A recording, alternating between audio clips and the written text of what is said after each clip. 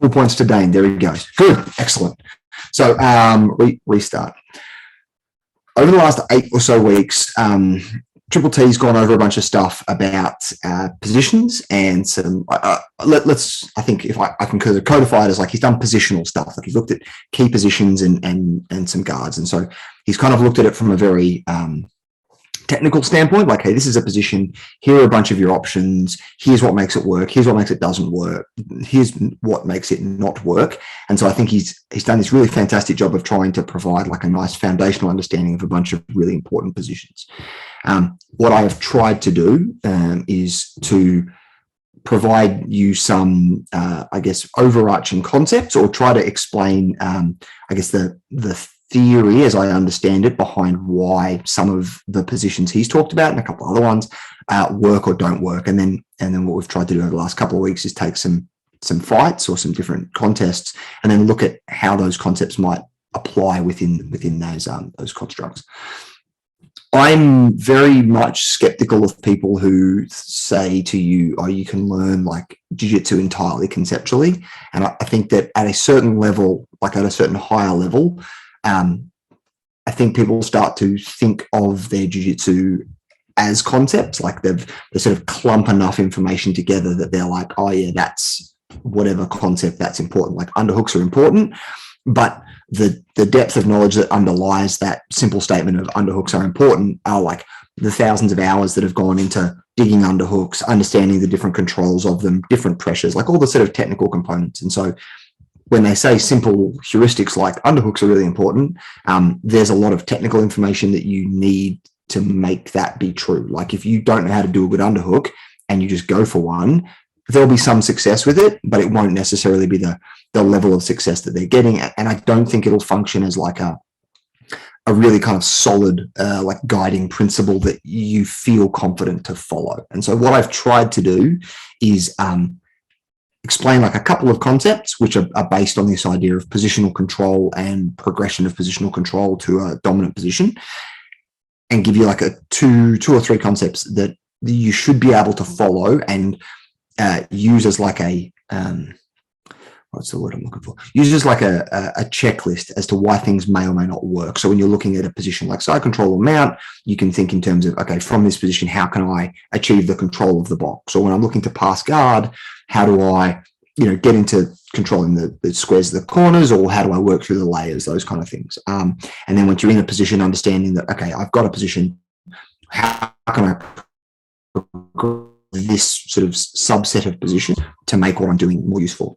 And so if I can go back to Richie's class on Monday, where he talked about S mount, and he's previously talked about the side mount. So looking at like mount compared to S mount compared to side mount, those are really nice examples, and he did a fantastic job of kind of delving into the nuances of each of those kind of sub positions of mount. So when you say this is mount, that doesn't really encapsulate everything you need to know there. And so Rich did a really nice job of saying, hey, here's two other like major positions that you should also learn about. And so that's a nice way to sort of start to put more positions into your understanding of the game. Okay, so with that said, what I'm trying to reiterate to you in a bit of a long-winded fashion is to say this idea of positional control and treating positions as like sub positions goes both way, offensively and defensively. When you are offensive, you are trying to positionally advance, like through these very small increases in positional dominance or control of the position. You're trying to do that to a point of submission. When you're in a defensive position, what you're trying to do is regain positional control in these small incremental steps. And when you watch someone very good, you'll see they'll make a lot of tiny adjustments, micro adjustments, and it'll end up sort of building into the position falling apart for their opponent. And when you see someone very bad, you'll see them trying to make one huge all-out effort, and it might work, but it probably won't, and it definitely shouldn't.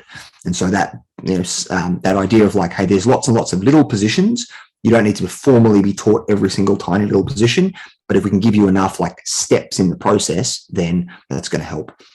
And I think probably the easiest way to tie that idea to how we teach in the school is to say, when you're taught a technique, So we say, we're going to teach you armbar from guard tonight.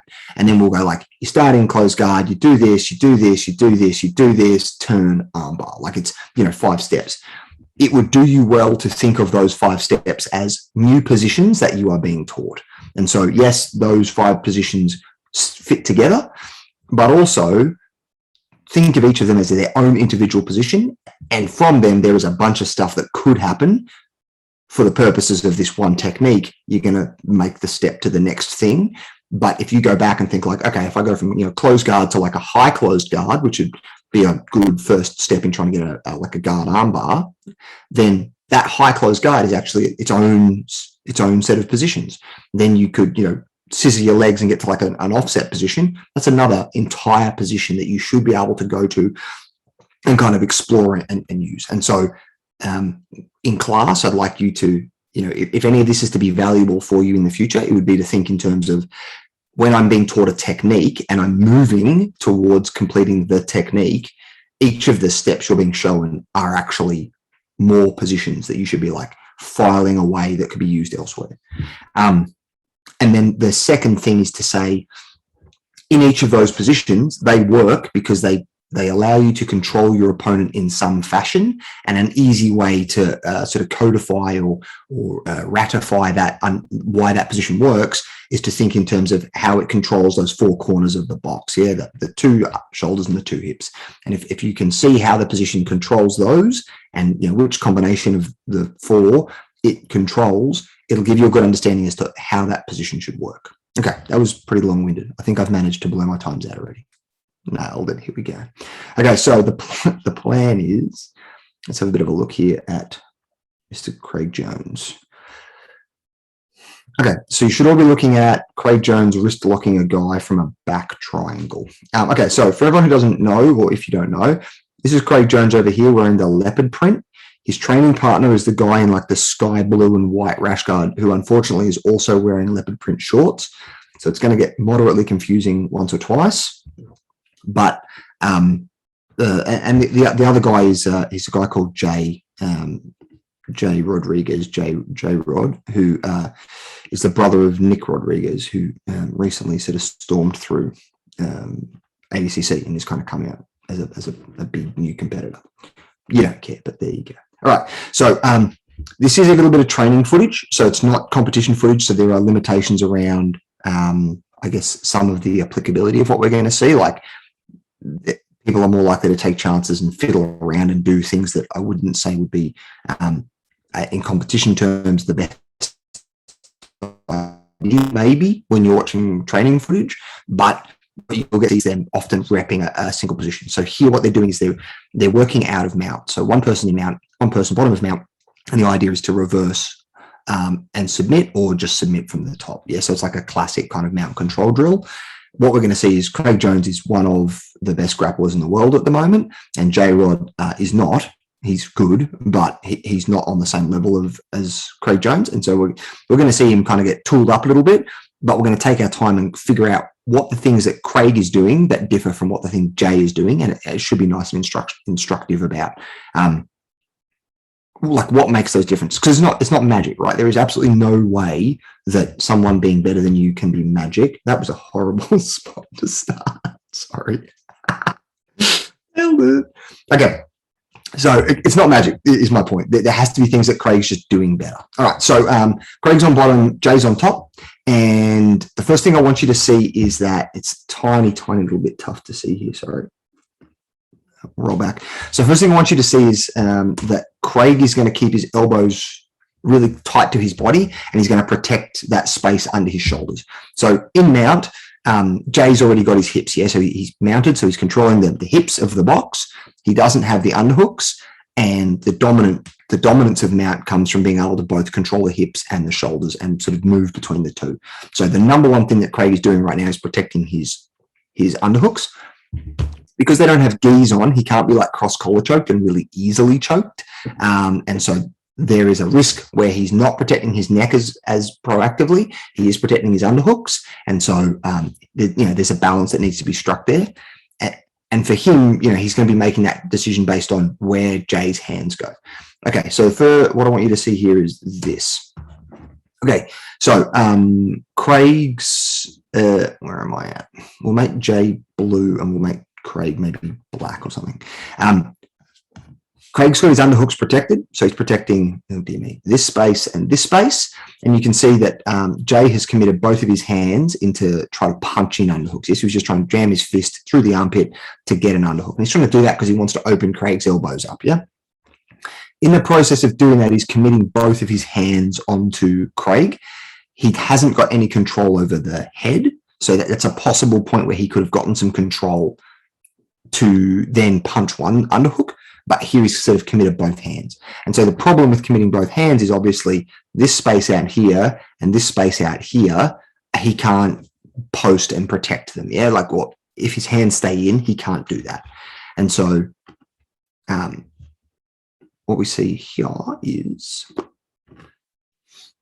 so he's trying to punch an underhook in, and what I want you to see is Craig's obviously fighting that position a fair bit. He's keeping his elbow really, really tight.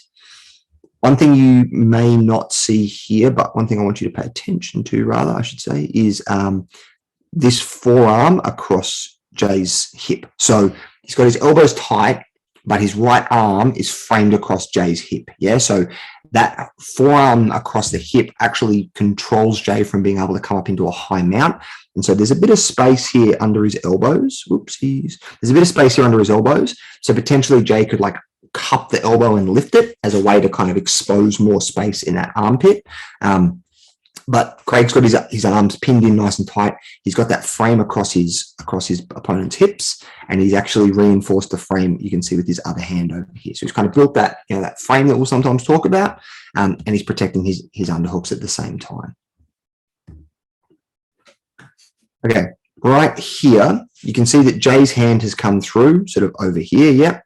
And what you're going to see, pardon me, what you're going to see is Craig crunches that arm down really tight. So he's kind of made him fight for the underhook really, really hard. And then he's actually going to punch, like he's made him fight really hard to get that underhook. But then as soon as he's got that hand in, shallow enough that he can kind of trap it, he just uses that as a way to trap his hand. Okay, so now Jay has committed this other hand down. Oh dear, I'm sorry. Dang it. So he gets his underhook, but it's not a really useful underhook for this one. Yeah. The problem with his underhook right now is it's very shallow. So what he can't do is, if his underhook was deeper, like up to above his elbow, yeah. So like if his underhook, imagine this is the arm that was underhooking for a moment. If this arm was an underhook and he was able to get past his elbow, then he's got all of this forearm that he can kind of swivel, out and around to provide base. So he has an underhook, a point of control, but he also has an ability to make base with that hand. Whereas over on this side, I hope that made sense. Sorry, over on this side, it's just his hand through, and you can see his elbow is still all the way up here. So the thing that's achieving the underhook is his forearm. And what that means is he can't actually use that hand for base anywhere. Yeah. So his hand here is tied to the ground, which means this point here really is as far in that direction as he is able to base. So all of this area out here, he can't base and control himself over there.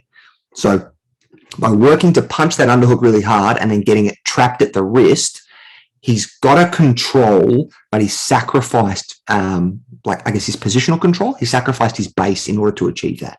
So what he's trying to do now is get a crossface over here, which is a good decision. We like that. But as he's sort of going to drop himself down, he's still faced with this problem that he has nothing on the right side of him to control his base. Okay. Does that make sense? So as in Craig Jones has given up a little bit of a shallow, he's given up a shallow mind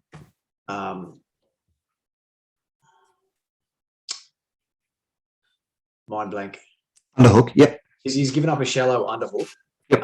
So that he can get the but he's not allowing it to kind of progress to a deep underhook because he's got the overhook, yeah?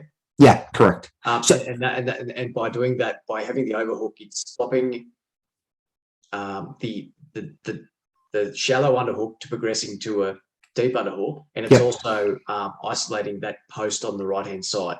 Perfect. Yeah. And so if you think in terms of like a buck lasso escape, like that classic, buck and roll, grab the arm, he's achieved the same thing, just in reverse. So where, you're taught, hey, go over the top and pin that thing to your chest. He's just done it the other way. The reason we don't teach it to you initially this way is because if you're rolling with someone and they don't know what they're doing, you can roll in their arm and break their arm. So it's just for a safety purpose predominantly. But functionally, this is the same thing. He's trapped one of those posts, so he can now, in effect, do it like a buck and roll. I think it was the intention to allow for a shallow underhook, or do you think it just advanced there and he had to then, like, is it part of like a baiting? Does it sort of like it was Craig Jones has purposefully allowed the guy on top to get a shallow underhook, so he can secure it, or is it a case of she's just kind of involuntarily succumb to the underhook, to a shallow underhook? So in my opinion, it's deliberate. So, starting from a base understanding that he's mounted and therefore is in a bad position, he has to take some risks in order to get the position moving. He has to take some risks. So in a situation like this, in order to advance his position, he can't be strong everywhere. He can't be dominant by definition because he is in a very a bad position. He's in a disadvantageous position. So he can't be dominant everywhere like Jay can be. So guy on top can kind of be dominant everywhere, can control everything pretty well because he has the positional advantage.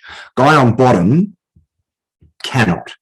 But what he can do is create like a little small pocket of dominance, so he can control one limb. He's accepting a bunch of risk everywhere else, but he can take that little bit of risk to get a post, and then he can use that to advance his position. So you have to take the risk is that because the risk obviously is that the shallow underhook advances to a deep underhook, and then the dance kind of begins in favor of the guy on top. Yeah, absolutely. Yeah. So he's sort of, I'd say like he's pinned his elbows really, really tight. That guy has committed to the underhook. He's really driven it in, and Craig's gone, okay, you can have it, but you can only have like a tiny little underhook, and he's pinned that thing to his chest, and now he's using that to attack from. Yeah, cool. So it'd be like baiting the position. Good. Okay, so what we're going to see now is it's literally just a buck and roll. Yeah. So what you're seeing is that's Jay's foot over here. So that's him now. Obviously they're heading in this direction. So Jay's posted his foot out here to try and counter this. But because he doesn't have this arm, this is still pinned here underneath him. This, if we sort of cut this into four, like that sort of a thing. So if you imagine this is the quadrant up here that this arm should take care of, the other arm should take care of this. That should be a leg. That should be a leg. I don't know if that helps. But this quadrant up here, he can't stop himself from falling into now. So it's a basic buck and roll. Okay, what you've seen is he's been able to extract his hand. Yeah, so he's had trouble stopping himself from falling, but he's been able to fight the position well enough, and it's probably as a function of having this cross face here that he's been able to hold himself on to the position just that tiny little bit longer. But what you can see now is that Craig doesn't have his shoulders on the mat anymore. Yeah, he's on his side. And so that means a couple of things. First is he can generate movement, sort of side to side now. So he can choose to go either way. He's got some space that he can move in. And the other thing is, because he's on his side now, he can attack. We can't see it, but he can attack the leg on the far side. Let me just snap that off. So on the far side over here, he can attack the leg. Hey, Trav. Okay, so what we're going to see now is Craig's kind of opened the position up a tiny bit. Oh, no, that's the worst. Hang on, I've got to undo all of this. If I hit back, well, that fixes. Sorry. Okay, cool, we're good. Okay,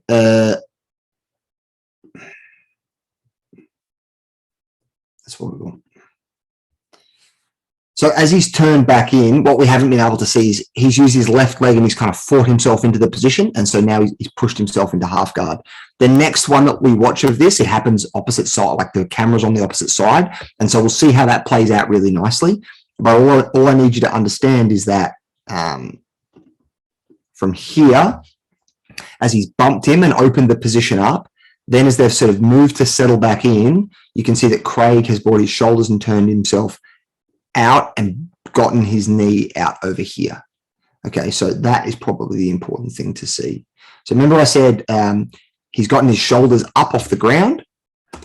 So he's gotten his shoulders up off the ground, which gives him the ability to use putting his shoulders back onto the ground to create momentum. So when people say to you, hey, don't be on your side, one of the reasons is when you're flat on your back, you can't create very much movement in the position. Whereas when you've got one shoulder on the ground, one in the air, you can create movement in the position. And so what I want you to watch now is as they sort of roll back, so as they move out of this position, you're going to see Craig's going to roll back here, and then he's going to actually try to continue that movement and end up onto this right shoulder here. So keep an eye on that for me. So he's doing some stuff with his legs, fine. And you're going to see he's going to try to roll himself back and face in. Yeah, so he's opened the position up. Jay's done a really nice job of pinning him. He's got a crossface and an underhook now, and he's locking himself down. And what I would say is if we look at this position now, where previously in mount, Jay had really good control of Craig's hips. So he had both hips pinned to the ground, but didn't have good control of his shoulders. Now he's got good control of the shoulders, yeah, crossface and an underhook, but Craig's now got a half guard down at the leg. So he's 1 foot in, 1 foot out. So what that escape has done is it's gone from mount, very bad position, and it's taken a small degree of risk, opened the position up, and then moved him to the point that he's been able to free his hips. So now he has better movement at the hips, and Jay has lost control down there, whereas in that transition, Jay's been able to get a crossface and another hook up at the top. And so we've sort of traded controls up and down the box, but what we've come out with is Craig's in a better position. Here we go.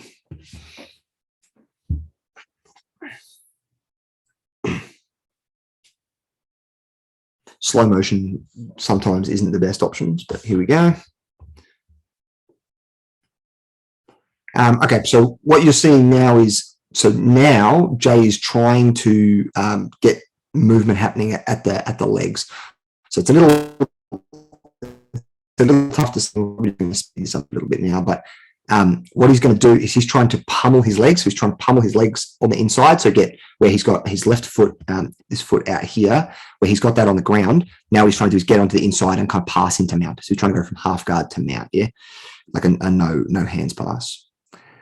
And you're going to see that as he is doing that, there's a lot of movement at the hips. And what you're going to see is Craig Jones uses a tiny bit of that movement to get him elevated and break the position open. Yeah. So he has been able to, where he gets his hand into Jay's hip right there. So now Craig, in effect, has control over this hip.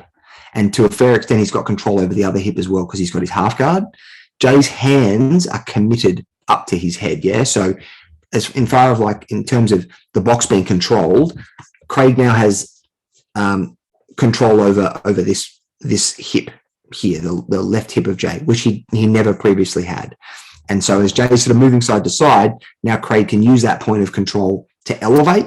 And in elevating, he's going to force Jay to either let go of his hands so that he doesn't fall over or fall over. Those are his kind of two options. So he elevates him. He's actually managed to trap Jay's arm there. So you can see Jay's arm is kind of caught underneath him here. And then he's going to follow him over the top and reverse the position into mount.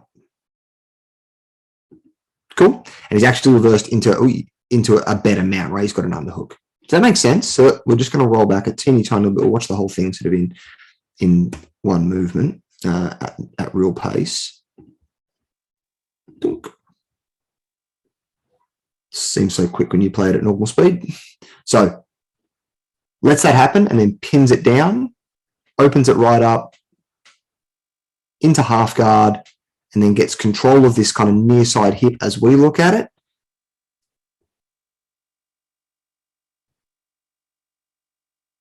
Elevates and then sweeps him off that. Cool. And so he's escaped from mount and ultimately reversed the position.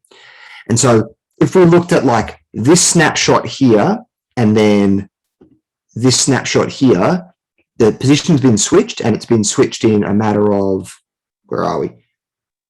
25 seconds, let's call it. But what I want you to look back on is to go, okay, in that process, it wasn't just like a buck and roll, like one movement, the way you would kind of classically think about it. Yeah, so you're taught jiu-jitsu, you're taught person's on mount, trap the arm, buck and roll, end up on top, job done. That's one movement. What I've tried to show you is, hey, there's a bunch of little sub positions that have played out and have been used by Craig to kind of advance his control and his positional dominance to the point that he's been able to sweep and reverse his opponent. And now that's where we're at. So it's not just like he was on bottom, magic, he's on top. It's he was on bottom, you know, jiu-jitsu-y things like accepting a bit of risk, controlling some posts, trying to get control of those hips, trying to get control of the four corners of the box, and then reverse, and the whole time positionally advancing. Making sense? Sweet. Dane's nodding, so I'll take it. Okay, so now what we get to watch, this is the cool thing about this video, in my opinion. Now what we get to watch is I want to go even slower than that. We get to watch the opposite, yeah? So now we get to see how Craig manages the top position whilst Jay tries to fight the bottom. Okay, so first thing I want you to see here is this. Think back to what Craig looked like as soon as he got into this position, and his elbows were super tight, yeah? So he didn't have this space. That wasn't there. So Jay's put his hands up to defend his face. Now, there are reasons why you would choose to do that, and there are reasons why you would not. For our purposes right now, we're sort of saying, okay, there's not a huge amount of risk to the neck. So the first thing he's done is he's gone to protect his head, and in the process of doing that, he's opened up this massive point of control. And if you remember, having, I guess, control of this underhook was the thing that let Craig Jones build out of that position and reverse it. So step one of how this has started, there's already this massive point of difference between the two.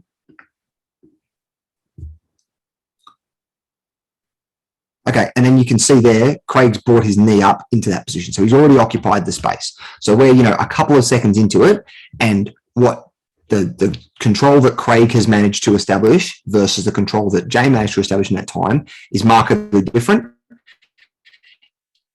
It's because the thing that has made this happen is he's gotten better control of that underhook. Yeah, he's gotten control of that corner much more quickly and much more effectively because of some decisions Jay's made. So now here you can kind of see that Craig's able to control sort of the two corners, like the hips and also the shoulders to some extent. And even here, as they're starting to move around, he still hasn't been able to sort of get control of that space back. Yeah, now he's really pushing to get it out. What I want you to see here is, so now Craig's controlling him at the wrists, and he's doing a couple of things that might not be like immediately apparent. So we're just going to watch that play out for 2 seconds. We're going to roll back. Okay. So what I want you to see here is, no, sorry, I went too far. Okay. So what I want you to see here is when Craig grabs him by the wrist, he doesn't just sort of hold his wrist. He's constantly trying to either push the wrist across the body or push the wrist above the head, right? And so think in simple terms, when you're wrestling someone or when you're, got someone in your guard or whatever, the two things you're really looking for are to get an arm drag, get outside the elbow, or to get an underhook, get underneath the elbow. Yeah. So if I can drag the person's arm across them, then I'm outside their elbow and I've exposed their back. If I can get under their elbow, then I've got an underhook and I've exposed their back there as well. So in simple terms, outside the elbow or an underhook, an arm drag or an underhook are the two ways to sort of control anyone using their arms and their elbows, and it all happens at the elbow. What I want you to see is when Craig makes those grips, he doesn't just hold his hands. Everywhere he's pushing is to try to push to arm drag or get an underhook or sort of open that elbow up. So have a watch of that now. So here you can see with that right hand, he's trying to push that right hand up towards his head. I'm mimicking it when I could just draw on it, being a silly bugger. So he's trying to push that arm up there, yeah? And the process of doing that, obviously, arms are connected to shoulders. It's opening this space up. So he's trying to open that space up as he goes. Then the next thing we see him do is, so that kind of doesn't work as well. And the next thing you see him do is here, he's passing that hand across to the side, yeah? So now he's trying to drag the arm. So everything's about trying to get an underhook or an arm drag.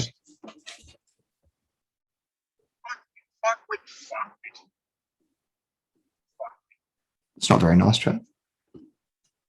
Oh, you can hear me. I'm going to mute you. I'm in road rage. This guy cuts me off. Guy cuts me off and then cuts in front of another car. And I'm just like, you F-wit, you know? Like, and we're in roadworks. Like, you're not going to get home faster. I'm just going to hit mute. Yeah, I'm just going to hit mute, Trav, so that you can keep swearing at the other drivers. Yeah. All right, boom, smashed it. Okay.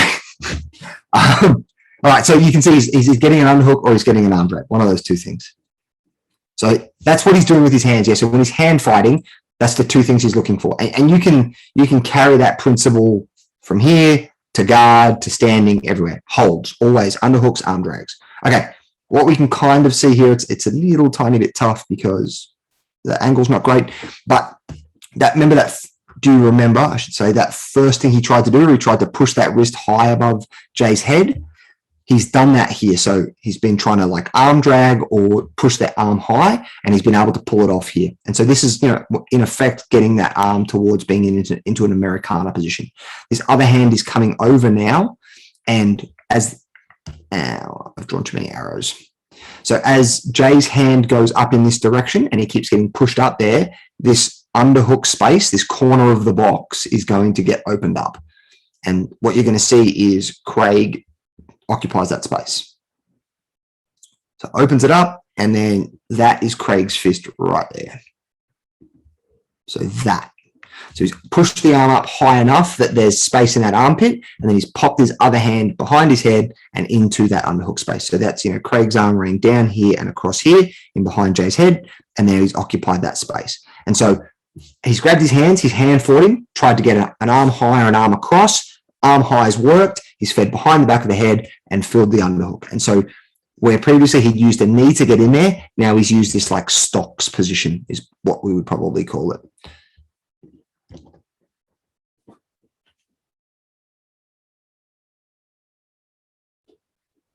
Cool. And now what he's doing, and this is, I think, probably the thing that I am taking away from watching this. One of them is Jay has really flexible shoulders, and you can't do this to everyone. But the thing that happens now, and the thing that I don't do well, is he has like doubled down on that underhook as hard as he can. So he has tried to make that separation between the elbow and the trunk as big as it can humanly get.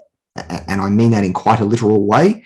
He's tried to open that elbow up as far as it will go. Not just like, cool, I've got the space, but like try to get this kid's arm all the way behind his head.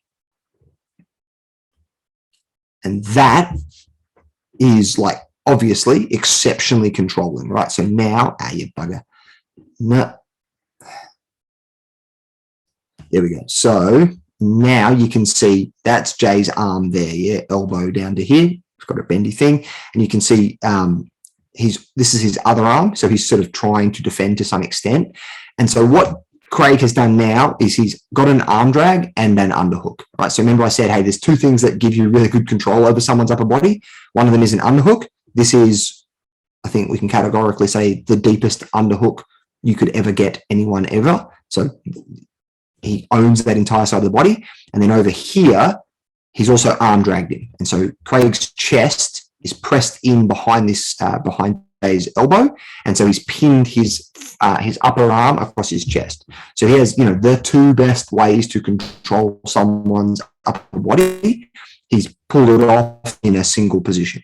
And so what I want you to appreciate here is, Craig has, systematically or that's a horrible term, sorry. Craig has prioritized because like control of the arms and control of those shoulders, and he's kept going after it, and everything he's done is tried to feed to it to the point that he now has an arm drag and an underhook. And that's not magic. That is him just in this position going, hey, the most important thing for me is to get shoulders under control. Don't want that anymore. Oh my God. Okay, we're good. I think we're good. I think we got it. Sweet. Okay, and now sort of to illustrate my point further, he's grabbing this elbow right here, yeah? So now he's stopping that elbow from getting itself back to where it wants to be. And so he's really like doubling down on the control. I'd say like this is a point where you're going, okay, the guy on top is significantly better than the guy on bottom. Like he's been able to put the guy on bottom in such a bad position that like he's out grappled him by a significant margin at this point. The fact that he's been able to get in this deep into the position. Okay, and so what that lets him do is now that he's able to kind of turn him to his side, he can go into a modified mount. Thank you, Richie, for his excellent lessons on the subject. He can go into a modified mount and he can take the back. Cool, and we're going to see him sit himself back and take the back. Perfect. Okay, we're just going to speed ourselves up a bit here because the things I want you to see are not as important. Okay, so in the process of that transition, he's kind of lost the control of the shoulders, and so now he's back to hand fighting. Yeah, so but everything he's done, controlling the shoulders, has let him expose the back, take the back, and then lock the body lock. And if we go back to the discussion we had a month or so ago about, hey, back submissions that work in MMA always have a body lock. They always have this body triangle. He's gotten the body triangle, yeah, and it's freed up his hands now to fight the hands and try to look for a submission.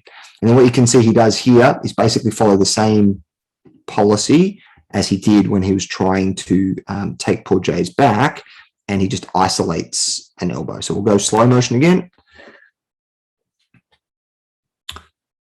So it's a bit of a muddle with hands, but and I don't really want to sort of go into like back control, straight jackety things right now. But all I want you to see out of all of this is as Craig is able to get this space under control again. So there's Jay's arm running up through there. As Craig's able to occupy that space, he just prioritizes getting that to be as ridiculous as possible. Yep. And so he scrapes his arm over young Jay's head and gets as much control out of this underhook as he possibly can, which will happen in 2 seconds, where Jay's head there and dunk. And the look on Craig Jones's face is pretty funny at this point, I reckon, where he's just like, I can't believe this kid's arm goes behind the back of his head like that. And he sort of looks at the camera.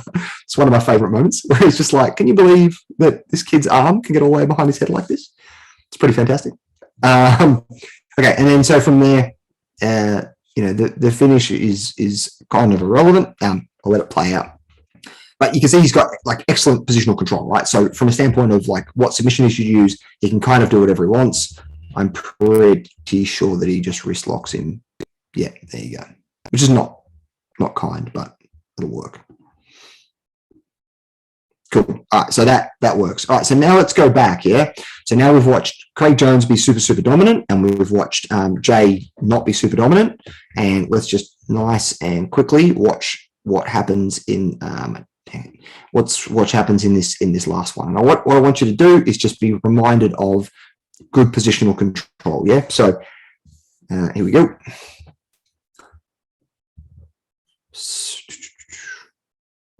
Cool. Okay, so straight away again, Craig does exactly the same thing, yeah? Forms a frame, controls the elbow, controls the hips, and protects that underhook.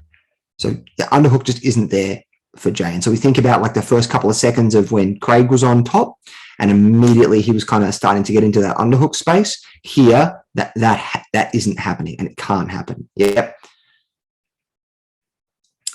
Again, because he's being so defensively sound with his underhooks, it means that Jay is committing. Now he's making mistakes, but he's committing himself, his hands in without getting any controls. And so that means on his far side, as we look at it, he loses his base, and that means he can get rolled. And so as the position opens up massively, Craig's able to kind of reverse the position out. And now in this position here, he does a really nice job of, actually I should say, so the position's opened, you know that Jay's coming back in. So the most important thing is to control the space between the knees and the elbows again, right? And so what I want you to see is over on this side, here's Craig Jones's arm sort of in through there, and that's Craig Jones's knee. And so he's opened the position right up, and the first thing he's done is just slap his knee and his elbow back together. Over on this side, not so much just yet. He's keeping that open because he wants this leg over here. I've drawn too much again. He's after this leg. So he's going to be offensive over here, but on this side over here, this is defensive. He's put his defenses back in place. So as the position kind of closes itself back up again, what you're going to see is Jay just runs into a frame. Cool. So there's Craig Jones's frame in place, and then he's able to, attack at the leg. Cool. And so we'll just very quickly roll ourselves back here. Dunk. Getting wrist locked again. Sorry. Okay, cool. So let's watch it in real time. Commits too much. Tries to punch another underhook. Craig opens the position up, immediately defensively sound, and then is able to go on the attack. Okay. And so I think when you watch that in real time, the sort of it's the nuance, yeah. The significant of the couple of things that Craig does consistently well in the sort of 3 efforts that we watched is control the space under his elbows, control his box, and then remain defensively sound. So defensively sound, keeping his elbows tight, defensively sound, connecting his elbows and knees together, and always making sure that he controls that space, the corners of his box. He controls the space in his underhooks. Okay, last one. So same exact thing again, yeah. So what you should be looking at now is he's got that wrist control, and he's immediately starting to try and pass that wrist high, and then dig that underhook. We'll get into that armpit. Yep. So Jay's, obviously a little bit wiser to it this time because it's just had his arm put behind the back of his head. But everything Craig does is about getting to that arm. And so what I want you to see here is if you think in terms of if you were in this position, in a second. Right, if you were here with a really, what looks like a decent enough control on the wrist over here, that's not a good circle, with a decent enough control on the wrist here, but then your opponent stopping you from reaching with your other hand, what's the decision you make, right? And I think a lot of people who are not, prioritizing control are thinking in terms of, okay, well, I can't get this right hand in, so what I'm going to do is I'm going to abandon everything and try to move myself up. And what I want you to see is that Jones just keeps going back and just keeps trying to fight the position. So he's controlling that wrist, he's putting it out behind him and trying to get it out of the way as best he can so that he can get 2 hands around Jay's one arm. Yes, so he's trying to get that 2-on-1 position. Cool. Yeah, and then he's going to take the back and do more shenanigans. I think we kind of get it from here. Dunk. All right. Done. Stop sharing. I wasn't any quicker despite choosing 2 minutes of footage. Damn it. That didn't go well. Hey, okay, so that was tonight's lesson. What I was trying to do is reiterate to you the ideas of controlling the underhooks, controlling that space, and then this idea of little sub positions, and trying to give you an example of a really sort of refined down example of how someone really good would do it versus someone who's not as experienced would do it, and try to point out that hey, it's just these little control decisions that they make, these sort of not small details, but these important details where they focus on not having the underhook control that is making a mountain of difference. And so you can see it's those initial decisions they make that kind of build into their ability to reverse and really dominate the positions. That's it. Questions or comments? Hey, that was really good, Tristan. Oh, can you hear me? Yeah. Bang. You go, buddy. So obviously when Craig Jones was mounted, he had his elbows tucked in, obviously to prevent an underhook. He had his forearm across Jay's hips, so he was framing to prevent Jay from moving up into high mount. Yep. That was all fine. However, when Jay was mounted, he wasn't tucking his elbows, and he wasn't framing to prevent Craig Jones from moving up into high mount. Yep. Obviously, they're not wearing gis, so there's not that threat of a cross collar choke. Yep. So what is it that Jay was?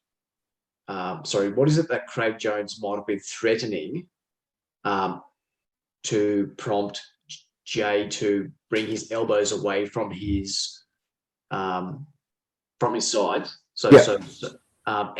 to not frame. So he's sort of doing this sort of one, like he brought his elbows sort of up quite high, and basically sort of gave up the underhooks, or gave up the high mount. I'm just wondering what is it that he's threatening? He might have threatened. It's a good question. So I think probably the first answer would be like a crossface. So he's probably trying to protect his chin from getting crossfaced. So if Craig's able to wrap the head and get the crossface position, that gives him good positional control. You can do things like a no-gi Ezekiel. So there are a couple of submissions you can do to threaten the neck.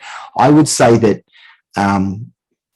the big difference in how Craig approached it compared to Jay was very committed to the underhooks. Yeah, like he wasn't going for Craig's head, whereas potentially Craig kind of went high, threatened to wrap the head so that Jay had to bring his hands up and open those positions up a little bit.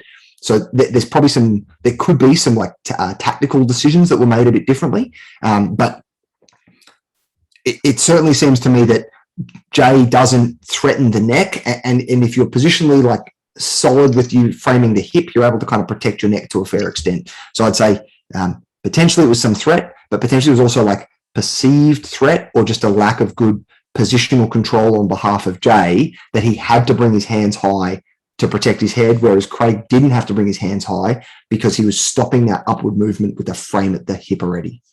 Obviously, like the Ezekiel was sort of in mind. And that's what I go to if the person underneath my mount is kind of being a good jiu-jitsu player, and they're kind of nice and protected, and they've got their elbows tucked, and they're not allowing me to come into high mount, and I'm not getting any underhooks, then I might sort of threaten that Ezekiel in the hope that they could bring their elbows away and protect their neck. But beyond threatening in Ezekiel, I'd be worried if I went for a crossface that I'd be doing what he just kind of did. That would be like I'm surrendering one of my posts. Yeah, absolutely. And so that was my only kind of thought is like you said, like what was he kind of threatening? The other thought I had was at 6 minutes and 6 seconds Stand by. of the video. I'm just wondering why. It's a 6 seconds. I'm just trying to pull it up. I just got to go back. It's auto played through on me. Just wait a second. I think the box was well explained, obviously, by Tristan and the attacking. I actually think Craig Jones, there is a weight difference. So Craig's hips over the other guy's hips was a lot tighter. And when Craig went, you see how the angle of Craig, he went right forward and he was grinding that hip area. And so he was able to, the other guy then was like, oh, when we reversed it, if you have a look, Craig elevate, which is a classic no-gi Danaher.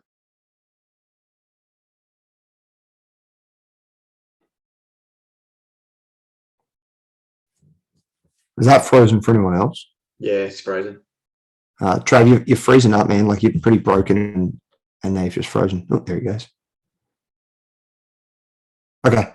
Sorry, Dane. 6 minutes. Six. Yeah, did you say? 6. I'm just wondering. So there's a point sort of a few seconds beyond this where I'm back, guys.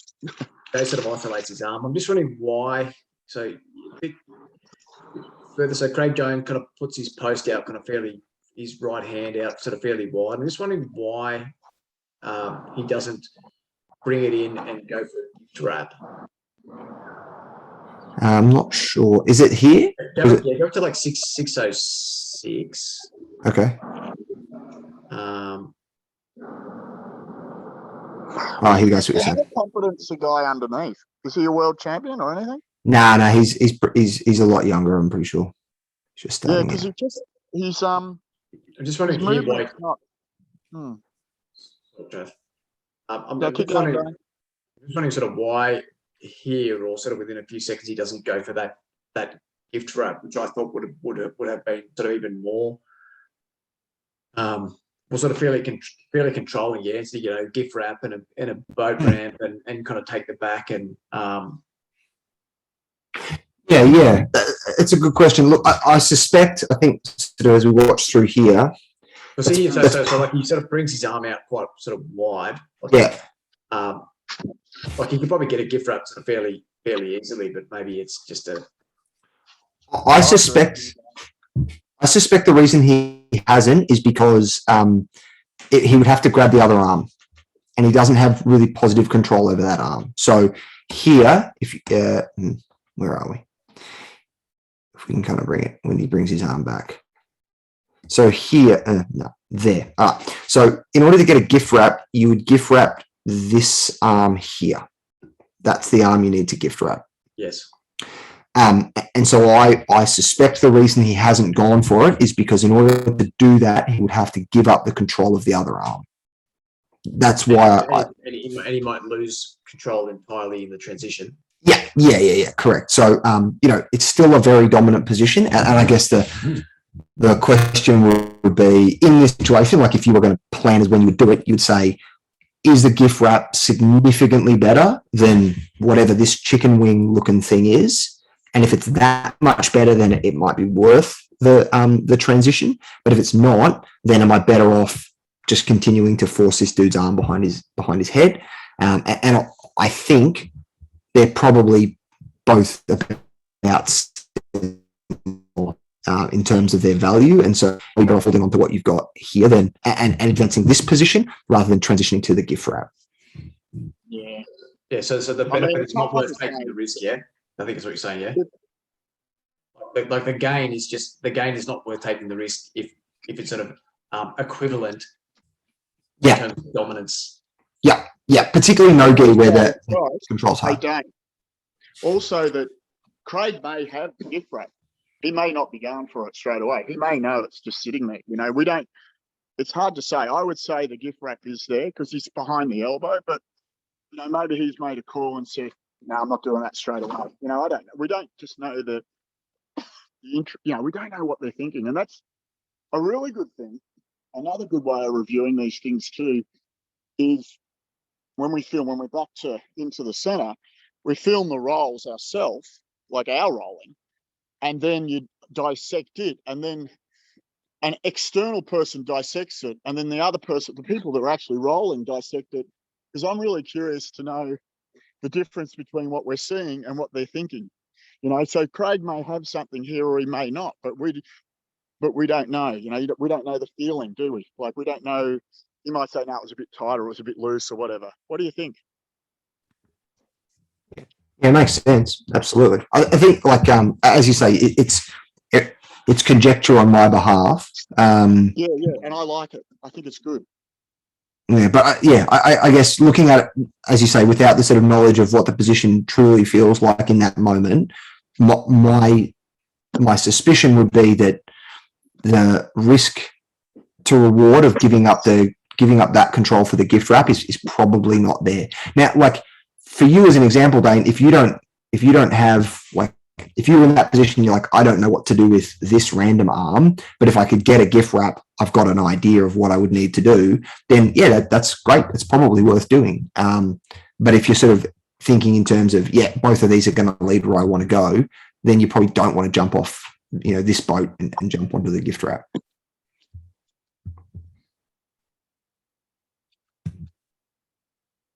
Yeah, no, I agree. Sorry, Trav, you were in the middle of saying something, and then you got really hard to read, and then you dropped out on us. What were you trying to say just before? Oh, been trying to talk to you the whole way home, and you haven't been talking to me. And then the only time you hear me is when I swear at someone. No, good job, good dissection. I mean, yeah, no, it was nice, and I like the fact that the B team put all that stuff on, because it's they just put their rolling on and it's good, and there's heaps of stuff and you can review it, so that's pretty cool. Because I actually really think a big part of learning is watching better people. Yeah, obviously rolling. Yeah, obviously all the things we do, but also watching these guys and trying to dissect it and then trying to add it to your game. Because especially Nogi, the things that he was doing to get back in the game from underneath Mount, and although the guy was a bit loose, he was able to get back onto the top, and he was able to do a relatively easy sweep, wasn't he? Like that's a lift the hips and roll into the left, which I thought that, it's good. It's good to watch. Yeah. Hey, I've got parcels here. I gotta go inside. I'll catch you guys later. Thanks, Tristan. Look, good job all the weeks, and I think we've just got. Is it just next week as well, and that's it? Yeah, I'm not sure. What's the date today? 26, 27. How about we make this one your last one, since we're back at the standard, if you want to, or you can do another one. It's up to you. Because we'll be back Friday night. What's okay. Up to you, man. If you want me to do one on next Wednesday, then I can, but you just let me know. Oh, I don't want. Firstly, I know you like doing it, but I think I feel that if we can just close this off, that's all. Sure. But if you want to do it, by all means. But because we're opening back up on the Friday, I just figure, let's just do that. Yeah, no problem. Thank you. Thanks very much for doing this the whole time, and I've learned a hell of a lot, and I know the others have as well. Well, good, man. You're very welcome. No worries. Thank you, buddy. Catch you later. See you, mate. See ya. Greg or Ben or Chelsea or Kylie, do you have any questions or comments? No, nothing from me. Thank you. Sweet. It was good to see and really break it down at quarter speed. What Craig was talking about, poor kid, was pretty brutal though.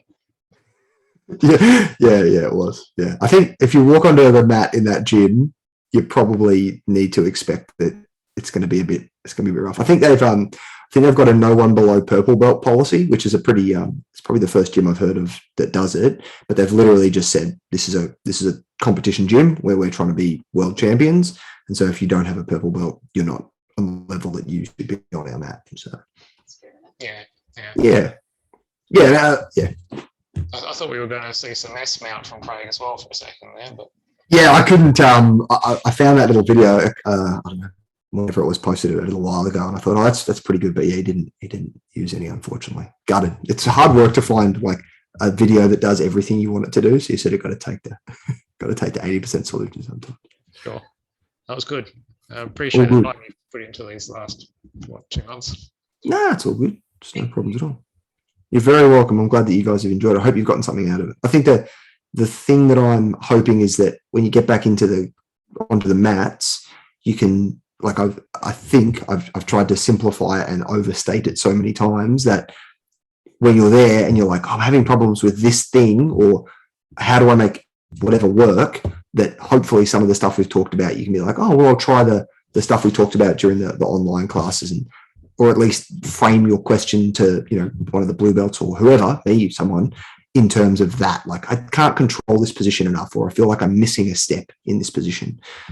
So hopefully it carries over, because I really dislike it when people are like, oh, there's all these concepts, but you don't have a language or a useful way of actually using those concepts. And I think at white belt, concepts are very, very tough to teach you, and their usefulness is quite low, because it's like, hey, I love your concepts, but I'm still getting mounted and cross collar choked. So I don't want that to stop before I start being existential. For sure. Sweet. Any other questions or points, Dane? All right. Well, hey, just a sort of a general thanks for doing these sessions. They've been really good, just to keep kind of the cobweb, and just to sort of talk and sort of talk through the different sort of positions and transitions, and watch a bit of footage. It sort of kept everything fresh. It's good as well. Like, I really sort of enjoyed the kind of the deep dives about some of the fundamentals. Like session that I really enjoyed the session that we did on maintaining side control. Yep. I thought that was really good. It's funny, like when you sort of first start, you think, it's almost like a kind of how many moves do you know? Yeah, like you think the higher belt you go, or your catalog of moves, I guess, or techniques is going to be sort of forever expanding. But there comes a point where that list is not sort of ever expanding. You sort of you get a bit of a taste of everything and choose your kind of your core set, and then it's about like, I think you call them like sub positions. So rather than having sort of this sort of ever expanding catalog of different things, it's about like getting a really comprehensive knowledge of a small set of things. Yep. Like a side control, for example, like the range of different ways in which you can sort of maintain side control, or rather than learning 20 different sweeps, or 20 different 30 different submissions, or whatever it may be, or which is sort of a different way of thinking about it that I hadn't sort of previously thought about it. That's perfect. Yeah, that's exactly. Rather than having this sort of enormous menu, sort of a smaller menu, but the stuff's like, it's a typical sort of knowing a broad range of things, but doing them, kind of executing them poorly. Yeah. Sort of an intimate knowledge or in-depth knowledge of a sort of a small set. Yeah. It's exactly what I was sort of hoping you would take from it. I think the thing I was trying to do was almost short circuit the process of, through blue belt and a chunk of purple belt. I think the thing that most people learn at that point is they try to learn at that sort of exponential rate, like more moves. And then they hit a point where they're like, man, I know so many things and I still can't control someone in side control. Like the 15 spider guard sweeps I know aren't helping me do what I want to do. And I think that's sort of a bit of a turning point for a lot of people. They're like, I just need to get good at this thing. And that's when you hear people start to talk about, control details and those sort of sub-position things. And so what I've tried to do is, to some extent, short circuit that. And I'm not saying don't go learn lots of stuff and have fun and learn a billion bizarre sweeps from somewhere, but at least if you know that, like, okay, the answer to my question is probably in detail and getting really good at a certain set of sub positions, rather than worrying that all the work you're doing is kind of for some reason not working. It should just give you a bit of direction or a bit of understanding about where probably the answers will end up lying for you, at least in my opinion. Could be wrong. You might have wasted 2 months. We don't know. No, it's fine. It's good. It's going to be good. We'll find out when we get back on the mats. Find out in a few weeks what's happening. All right. Well, hey, thank you so much, everyone, for coming and hanging out with me and letting me talk about jiu-jitsu and listening to my ramblings for apparently more than an hour at a time. Sorry that I wasn't able to be more brief in my efforts. So have a lovely afternoon or evening, and I'll see you all back on the mats pretty soon. Cheers. Thanks, Tristan. My pleasure. See ya. Bye.